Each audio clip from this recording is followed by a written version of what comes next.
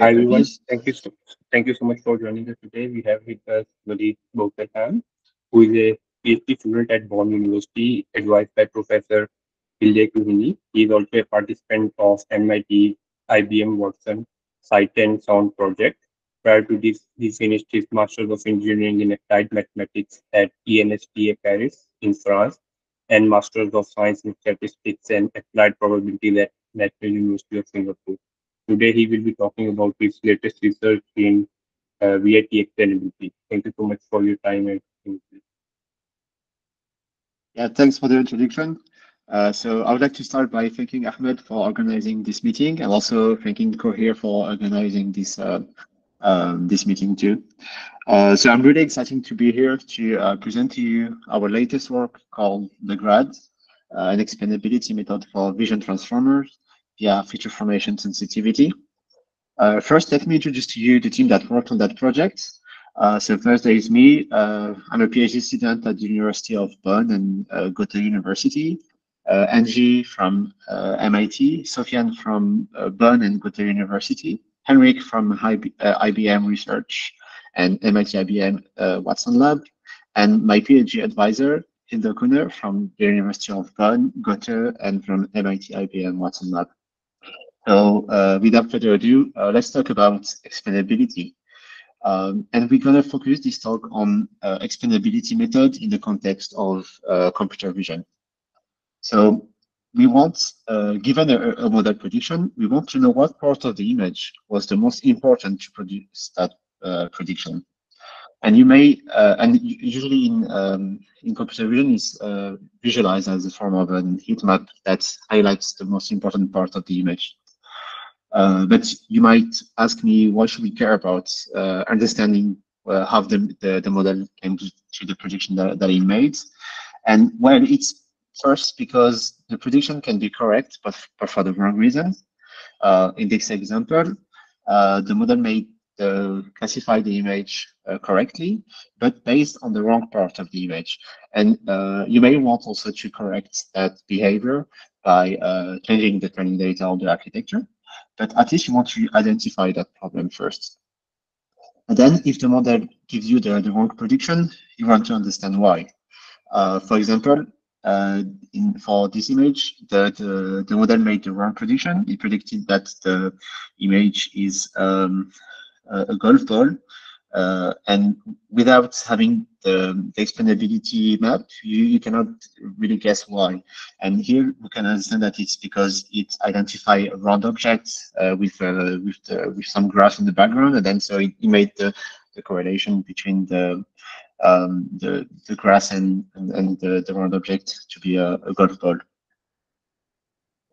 But the thing is that when we develop a new model, we usually don't care about understanding why it works, but more getting better accuracy or better robustness. But I want also to convince you in this talk that you can actually use explainability method to increase both of these metrics. And to do that, you can use the explainability itself as a source of supervision to train your model.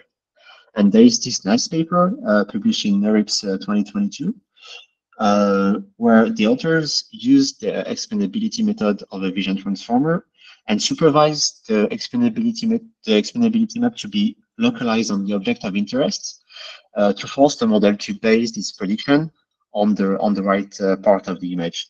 And by doing so, they increase the accuracy and also the robustness. You could also use the explainability signal as an initialization for localization. And there is this paper that will be presented at CVPR 24 this year, where they initialized their pipeline using an explainability method called GradCam, and then they refine it to at the end of the day, they are able to do open vocabulary localization.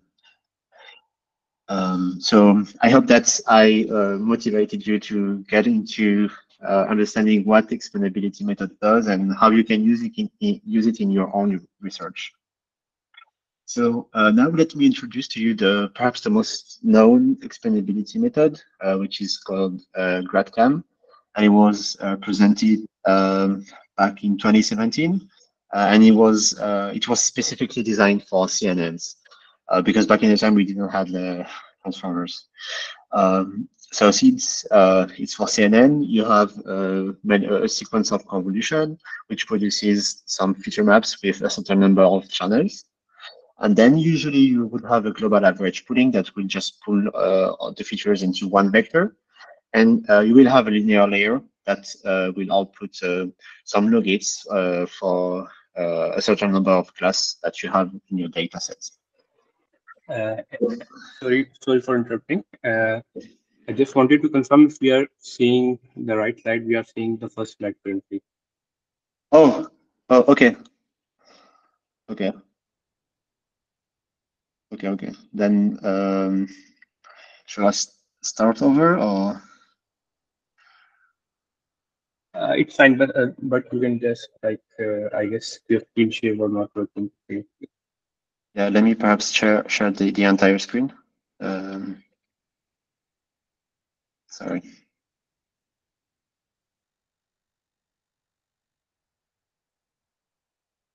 Okay. Can you now see the entire presentation?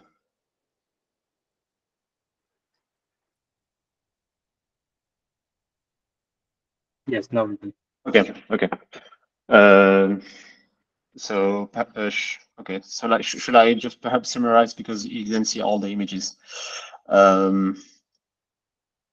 So yeah, so that's the example where I showed that here you have the right prediction, but the model is based its prediction on the wrong localization in the image, and here the prediction is wrong, but with the explainability map you understand why it's wrong because it focuses its attention on the graphs.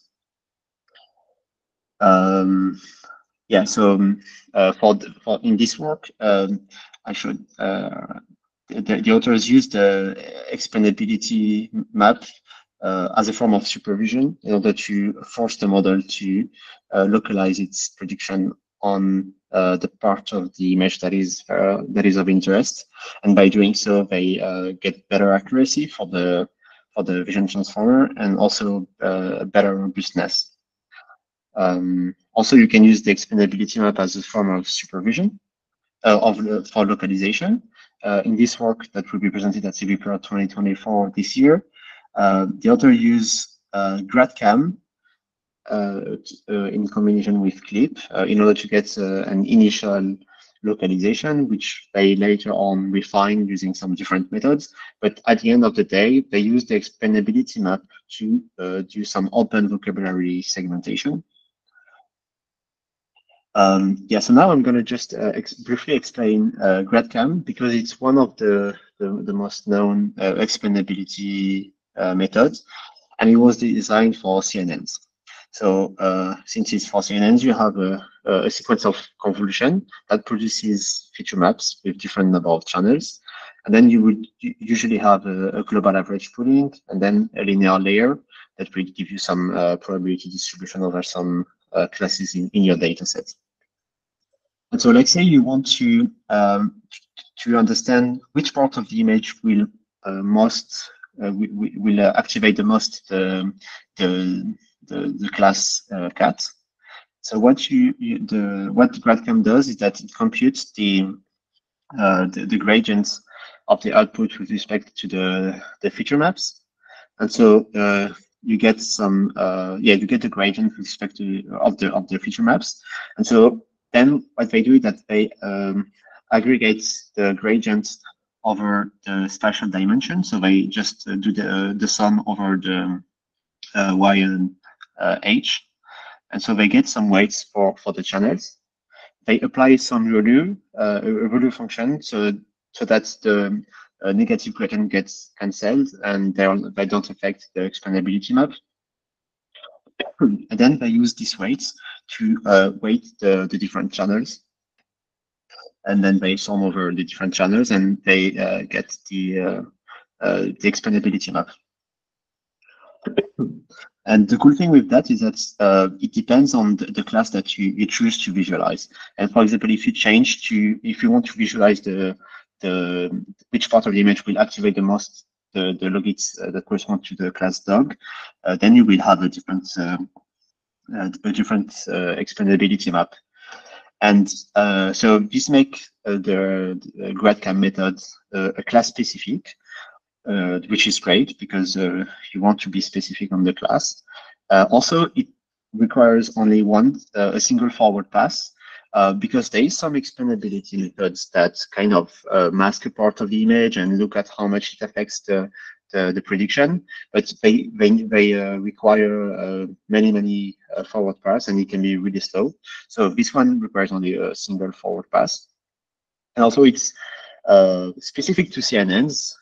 It can be it's great for because it leverages the specificity of the architecture. But then a few years ago, there is this new architecture called Vision Transformer, which I'm sure you all know about. That came and kind of changed everything because it usually Vision Transformer usually perform better than CNNs in some tasks. So nowadays people tend to use only use Vision Transformers in place of CNNs. But the thing is that it's a completely different architecture. So we would need some different explainability map. Nevertheless, we could still adapt GradCam to Vision Transformers. So instead of having a sequence of feature maps, we have a sequence of patch tokens. And we can actually apply the same rules to compute GradCam. So for the cat logits, we compute the gradients of the patch tokens instead of the feature maps. But then we can also aggregate over the spatial dimension, and we get some weights for each dimension of the for each channel of the patches. Then we apply some ReLU again, and we can use it to weight the different dimension of the patches. And then by just reshaping the patch into a 2D map, you get the explainability map. And so this method is still class specific and also needs a single forward pass, but it's not made for Vision Transformers. So perhaps there is something better that we can do. So in Transformer, it's it's the self-attention that's this is where in the self-attention that the mixing of information occurs. And so when you compute the key query attention, you compute like the similarity between the key and the queries. And so the attention map kind of represent a relevancy map. So if you look at the row I and the column G, it gives you how much of the token G is relevant to update token I. And so this can be considered as a relevancy map. So what many people do is that they look at the attention, they extract the attention maps from the last layer, and then they just look at the part that correspond to the class token, because this is the class token that was used to train the classifier. And so they usually either take one of the attention maps, or they average across the attention map depending on the paper. And then by just reshaping into a 2D map, you can get the explainability map. So this method needs only a single forward pass. It's also specific to ViT because it leverages the attention map, which is very specific to the Vision Transformers. But it's not class specific in the sense that no matter what the class you are looking for in the image, you will get the same outputs. Also, you don't know which head to use in the for the self attention. Also, you don't really know which layer you should use. So we can do something better. And so yeah. So, but nevertheless, this kind of visualization are still used, and because they were using the original paper of the Vision Transformer, and also the Dino paper that gained some traction because they show that the attention maps already provide some good visualization of what is the most salient objective in the image. But then later on, there was this paper called Rollout, which was one of the first explainability method designed specifically for vision transformers. And so in this method, they use all the attention maps and all the heads of the different attention maps. What they do is that they average across the heads, and then they have they just aggregate the information from all the layers using matrix multiplication. So they multiply the different attention maps together, and they add, as you can see here, they add the identity matrix in order to account for the skip connection around the self-attention. And then they get the explainability map like that. So this method also needs a single forward pass. It's ViT specific as it uses the attention maps, and also it uses all the heads and all the layers of the vision transformer. But it's not class specific, because no matter what the input is, no matter what the class you're looking for, you will get the same explainability map. So that's why a year later, I guess, there is this paper, which I call Shepherd that proposed to that does basically the same thing as rollout, that uses gradient with respect to the output to weight the different heads. And so they aggregate over the different heads using the gradients by just weighting the heads with its gradients, and then they aggregate over the layers using matrix multiplication. And so this method uses a single forward pass, is ViT specific, uses all the heads, and is class specific. So then we should be good to go for the explainability of vision transformers. So here are some visualization of explainability map for the different methods that I presented so far. And this is for CLIP VATB16 that was trained by OpenAI. And if you observe carefully these heat maps, you will find that there is some weird artifacts that are present for all the methods, and they are usually located in the background. And this is kind of weird because these methods are very different, as I just explained, but they all have the same artifacts. So there must be something in common with all these methods. And so there is this paper that was recently presented at ICLE 2024 called Vision Transformer Need Registers. And the observation in this paper is that on the vision transformer, let it be the like supervised vision transformers, the self-supervised one, or the one trained with text supervision like CLIP, they all exhibit some artifacts in the attention maps. And I quote here, I quote the paper. So they say that the artifacts correspond to high norms tokens occurring during the inference, primarily in low informative background areas of the image that are repurposed for internal computation. So basically what it means is that the model uses some patch tokens to store some information into it in order to do the computation and to do the forward pass. And so this makes sense that we observe the same artifacts in our explainability map, because this part of the image are very important, because if you remove them, then the model loses its kind of memory where it stores the information to do the forward pass. So far, all the methods that we presented uses some kind of weight of combination of the intermediate representation and the gradient with respect to the output. So for GradCam, the intermediate representation was the patch tokens, And for rollout and shift cam, it was the attention maps.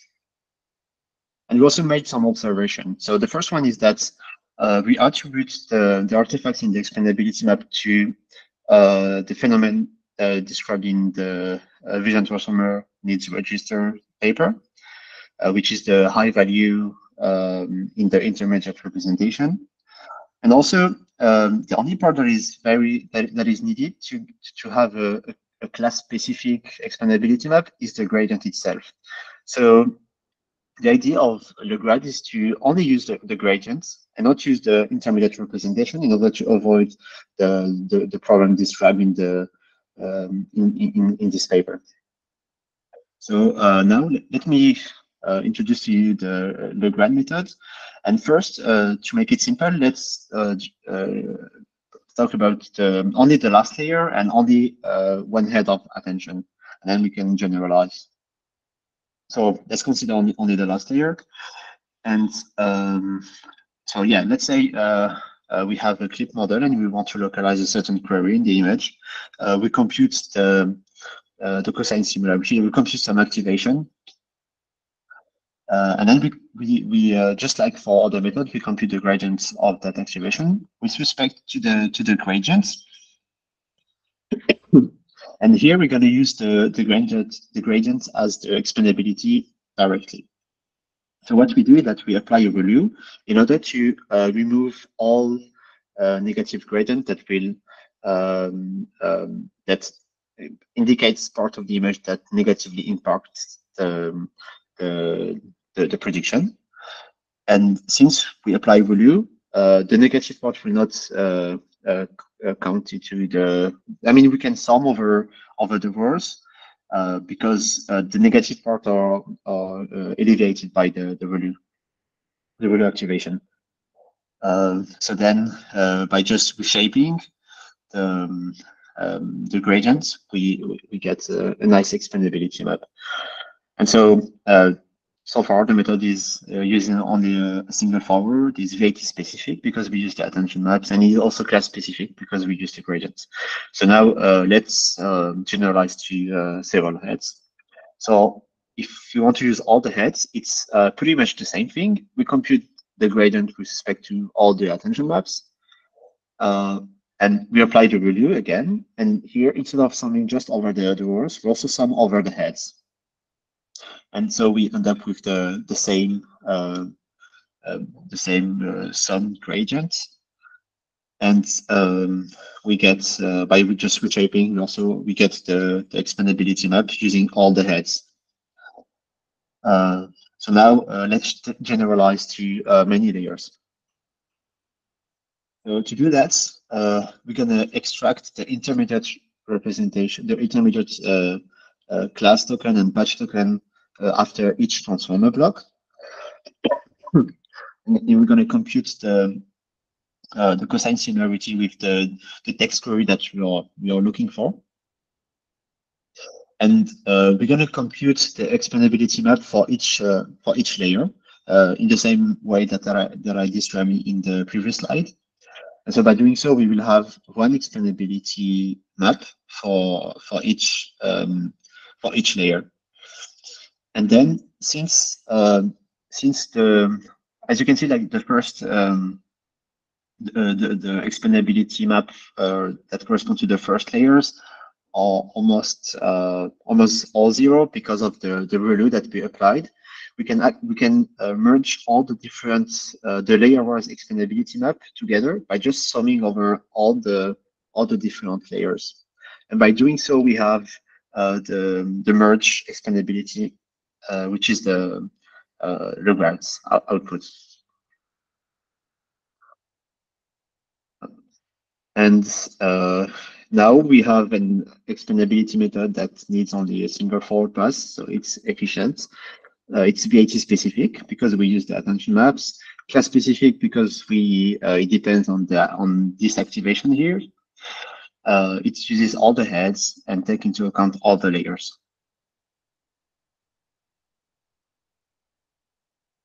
So In the paper, we evaluated on different size of backbone. So here it's the VATB16 that has 150 million parameters, but it scaled really well with the number of parameters because we evaluated the method using VATBG, which has 2.5 billion parameters, which is gigantic for a vision transformer. But as you can see, the method is able to localize pretty well the text query. Now let's compare LeGrad to the other explainability method. So as you can see, LeGrad is the only one that doesn't suffer from the artifacts in the image. As you can see, like in this image, all the others have the artifact that I talked about earlier, whereas LeGrad don't, because LeGrad is not using the activation themselves, but only the gradients. And the intuition is that if because the artifacts, like the part of the image that are used as registers, are activated no matter what the class we are looking to localize in the image, and so its gradient would be pretty much 0. Also, here is a visualization of the activation of the explainability map for each layer and for different size of backbone. And something interesting to see is that smaller backbones like VATB tends to have most of the explainability to be on the very last layers, whereas for the VATL and VATH, which are much larger backbones, tends to be spread out across small layers. So if you consider only one layer or only the last layer, it might not work. And so that's why it's very important to consider most of the layers. Even though in practice, usually the first layers don't affect that much, don't affect at all the prediction. So you can limit yourself to, let's say, the last 10 layers. So first, then I would like just to briefly talk about the work that actually motivated us to develop that explainability method. So that work is called mask inversion, localized embedding via optimization of explainability maps. And that's really the reason why we developed LeGrad, because without LeGrad, this method cannot work, essentially. So the general idea of mask inversion is that nowadays we have some very powerful model like CLIP that have a very rich representation, and because they are trained like on billion of images, and they have a global understanding of the image in the sense that they summarize the entirety of the image into one class token, which can be very useful, but they lack localization understanding. And on the other hand, we have some segmentation model like SAM that gives you some very nice mask, but lack the semantic understanding of what this mask represents. And mask inversion is kind of is trying to get the best of both worlds. So we want to use a foundation model like CLIP, and depending on what mask we want to focus the attention of the model, we get an embedding that represents the part of the image that corresponds to the mask, but that still get the context of the image. For example, here you want to, if you use that mask, you want the feature embedding to represent this dog, but also encode the fact that it's playing in the grass and that there is another dog next to him. And ideally, you would do that without having to retrain the model, because it's really hard to fine-tune this kind of model without forgetting what they learned during the pre-training phase. So to do that, yeah, we propose the mask inversion method. So first, you forward the image, and you keep the vision encoder frozen, and you get the class token, which is the global image representation. Then you initialize what we call a localized embedding token. And you can initialize this randomly, but in practice, we choose to use the class token to initialize it. And then we use LeGrad to compute the explainability map of this vector here. And so at first, since it's almost a random initialization, you do not focus on any part of the image in particular. But then we supervise the explainability map to be as close as possible to the mask, to the query mask, by using a segmentation loss. And we use that loss to then update the localized embedding. And if you do several steps of gradient descent, you will then force the grad explainability map to be focused on the object that you want to represent, and you will get the localized embedding. And so this pipeline can be used for different things. It can be used to do localized classification. So you can classify only one part of the image by using clip, which is not possible, which was not possible before. You can also use it in combination with some LLM plug on top of clip, for example. And you, depending on the mask that you give the mask inversion process, you can focus the attention of the LLM towards a part of the image, and so you can get a localized caption. So you can also use it in combination with diffusion model and it will just create a variation of the part of the image that you use for the mask. And this can be used with any foundation model because we don't train anything here. So this is just some test time optimization, and that uses the explainability signal. So this is some visualization of what is the embedding that was learned by the mask inversion, and along with the explainability map at the end of the optimization process. So you can see, for example, for this image, depending on which part of the image we decide to focus on, we get either the variation of the image of the dog or of the cat, and yeah, it's pretty much the same for all the others. The funny thing in this image is that the mask was on the monitor, but it also kept the wallpaper of the computer.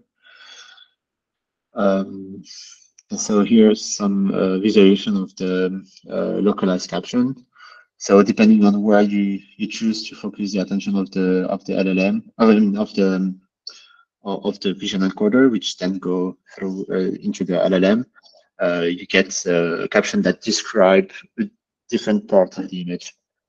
And again, this is without any fine tuning of any of the models that we talked about. Yeah, so this is just a comparison of using mask inversion with different explainability methods. And as you can see, if you use another explainability method, let it be GradCam or ShuffleCam, you get like a pretty poor performance. And this can be explained by what we saw earlier with the artifacts in the explainability maps. And because LeGrad is much better at localizing stuff. Yep. So that's it. That's the end of my talk. Let me know if you have any question.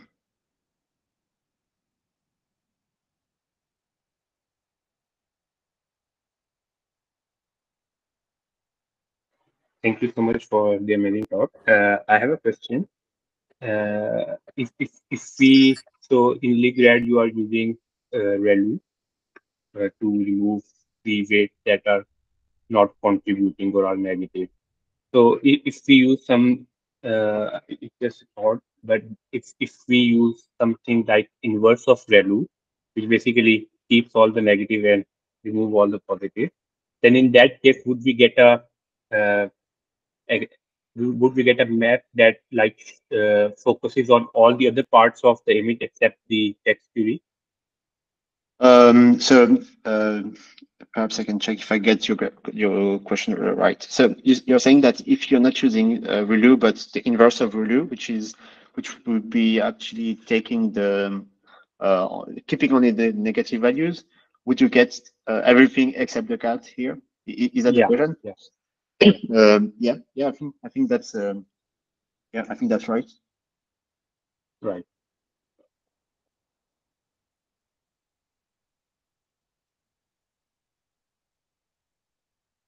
Also, do you have so the example you showed in the talk were the qualitative examples were all focused on the class names, but have you also do you also have results for long prompts? Like, does LeGrad work well on long prompts as well? So we haven't really tried for long prompts. But I guess it's going to work. I mean, as long as because here it's for it's using clip under the hood. Uh, but the thing is that clip is known to not work that well for long prompts. So it's hard to say because it might not work because of clip or because of the grad. Yeah, I'm not aware of any benchmark that's like localization benchmark that uses very long prompts. Right. Okay.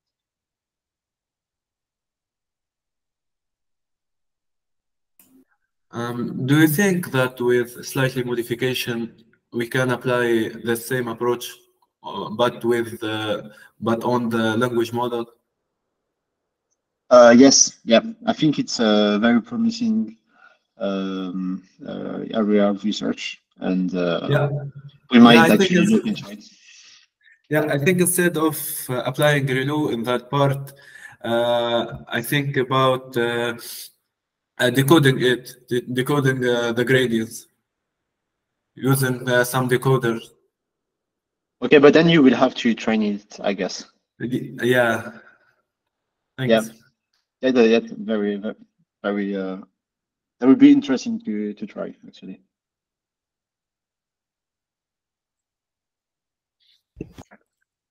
On the point about language modeling, how have you compared this technique to like attribution patching or activation patching that are popular in the like language modeling explainability testing? I don't know if there's a parallel between them. Yeah, I'm not really aware of what's going on in the explainability for in the language models because, as I said, we at first we were working on the mask inversion paper, and we got this idea of optimizing the explainability map to learn an embedding. But then we tried like a bunch of different explainability methods, and they were not working. And then we kind of by accident actually created the LeGrad method, and it was working so well that we said like, yeah, okay, we need to properly evaluate it and write a paper about it. So I'm sorry, I don't think I understand. I replied to your question because I'm not really aware of what's going on in the language explainability. Oh yeah, no, that's fine. That's fair enough. Yeah, I mean, you have your area. I guess another question then is, so would the idea be that you could use this for like in painting or in filling? I don't know what people call it nowadays, where you could like pick out the part of the image you want to keep the same, and then like the other part you put through the diffusion model, something like that. Is that? Yeah, I think you can definitely use it. I've seen some method using the Schaefer-Cam explainability method to do exactly what you're talking about. So I guess you can just change the explainability method and use LeGrad instead. And I I guess that it will work. It should work better. Oh, cool. That's yeah. Thanks. Can you go back to the mask inversion slides, please? Yeah.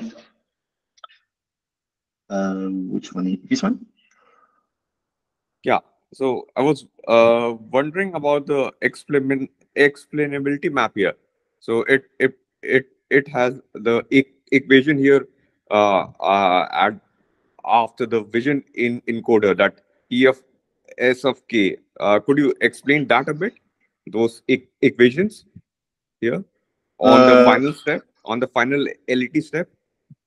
On this one, you mean? Okay. Yeah. Okay, so I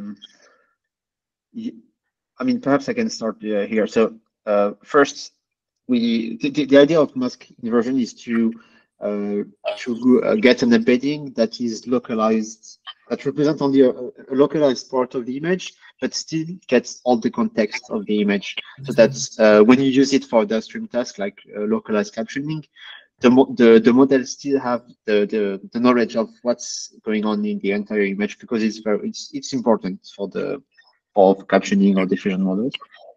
So here we initialize the embedding that we try to guess, and then we compute its expandability map, which then end up being this thing that don't really focus on anything.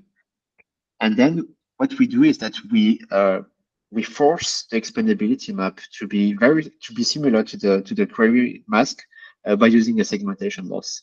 And because the LeGrad method is differentiable, because it's using the gradient, and you can always like derive the gradient again to get like a second order gradient. You can actually backprop through LeGrad and update this embedding.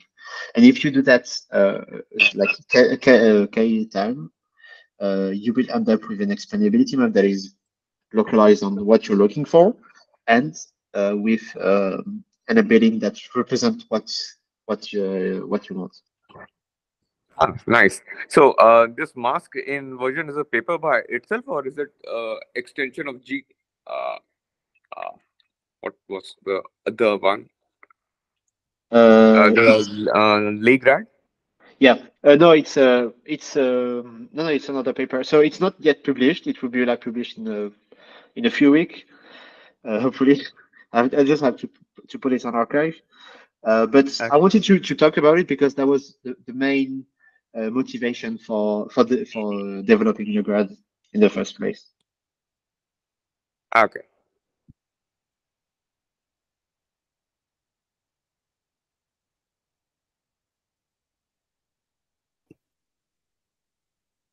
So another question. So you mentioned that a lot of the other methods fell pretty foul because they didn't capture the registers, or like the registers got in the way, right? So like or in language modeling, I think those are called attention sinks. So that's kind of but like, have you tried this compared the methods, your method with the older methods on models that have been trained with registers, with like separate registers? No, because so we were using for mask inversion, we were using clip-like models, because for the it's in the paper, but for the evaluation we need some text because we evaluate on referring expression, so we need a way to encode the text and things like that. So, and I think I mean, when we started the project, they didn't release the weight for the clip trained with registers. So, and I'm not sure if even today it's released. So, yeah, we couldn't actually. But okay, that'd be interesting to see if without the register problem, we get better explainability map for the others. But that should not affect the explainability maps of LeGrad. Yeah, no, I guess I was just wondering, like, so it seems like if they had the model had registers, then the gap might close a little bit. But I think that your approach still seems like it will be better, but I'm not sure like how much better. That's what I'm trying to work out. But yeah, I think that's that would be interesting to see. Yeah.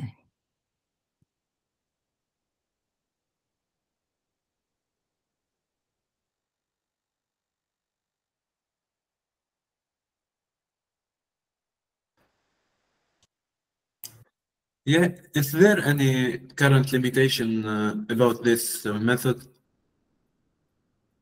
Are you asking about the limitation of LeGrad or? LeGrad, yeah. Yeah, okay. I would say first it's only applicable to vision transformers. So there is, I guess you can always adapt it to CNNs, but like it's not clear how to do it. So that I would say that's one